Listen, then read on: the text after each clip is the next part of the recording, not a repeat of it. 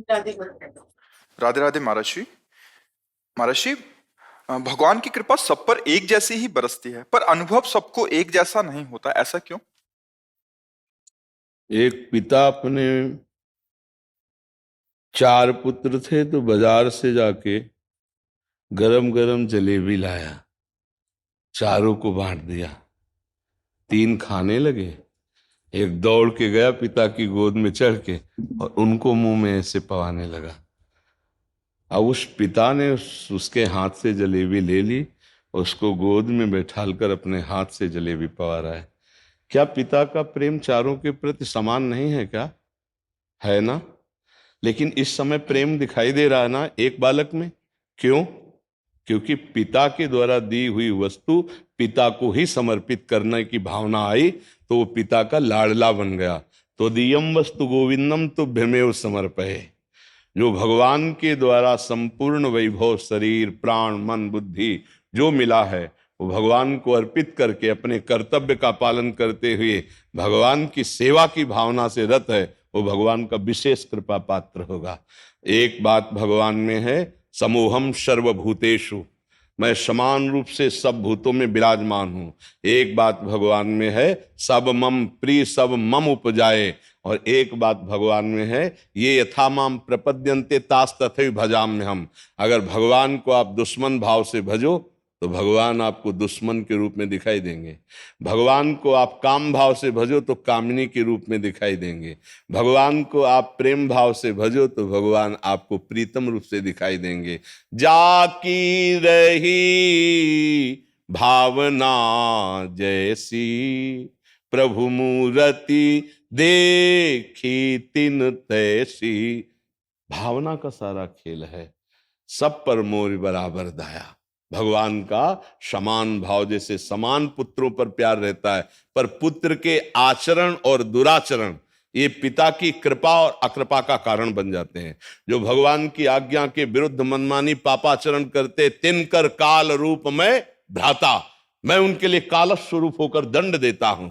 और जिनो धर्मानुकूल चलते हैं तो करो सदा तिनके रखवारी, जिम बालक राखे महतारी। दोनों बातें शास्त्रों में पाई गई है। इसलिए हमारे आचरणों के भेद से भगवान की कृपा का भेद दिखाई देता है। वस्तुतः भगवान की कृपा सब पर समान है, पर उसका स्वाद, उसका आनंद, उसका लाभ वही ले सकता है जो भगवान की आज्ञा के अनुसार चले। भगवान की आज्ञा तस्मात् शास्त्रम प्रमाणम ते कार्याकार्यो व्यवस्थितौ। कार्य और अकार्य की व्यवस्था शास्त्र और कानून में की गई है। उसके अनुसार चलोगे तुम्हारा मंगल होगा, उनके अनुसार नहीं चलोगे तुम्हारे ऊपर दंड विधान होगा।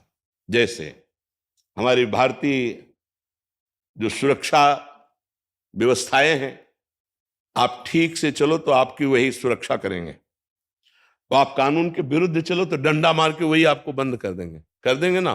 क्या उनकी तुम्हारी दुश्मनी है क्या? नहीं। क्या उनसे मित्रता है क्या? सही आचरण से हो, वो तुम्हारी सुरक्षा करेंगे, तुम्हें घर तक पहुंचा देंगे, तुम्हारी व्यवस्था कर देंगे। हम तो देखते हैं ना, गलत आचरण करोगे वही पीट करके हथकड़ी डालकर तुम्हें आजीवन के लिए कारावास में।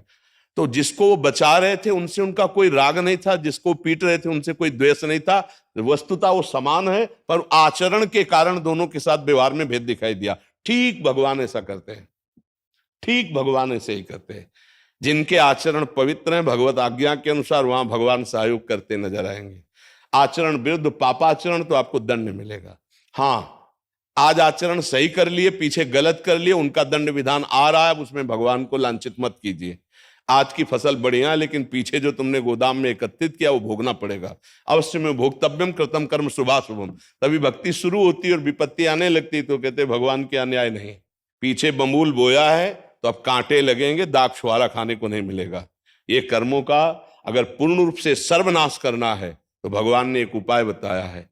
सर्वधर्मान परित्यज्य मामेकम शरणम ब्रज, अहम त्वाम सर्व पापेभ्यो मोक्षयिष्यामि मा शुचा।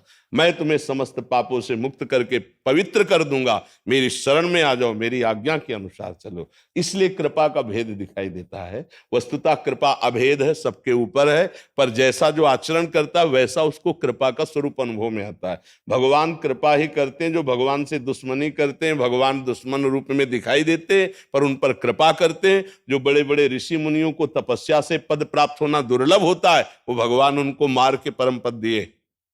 देख लो, लीला चरित्रों में पढ़ के देख लो, उनकी कृपा समान है, पर आप जैसा भाव करेंगे वैसे ही कृपा का रूप अनुभव में आएगा।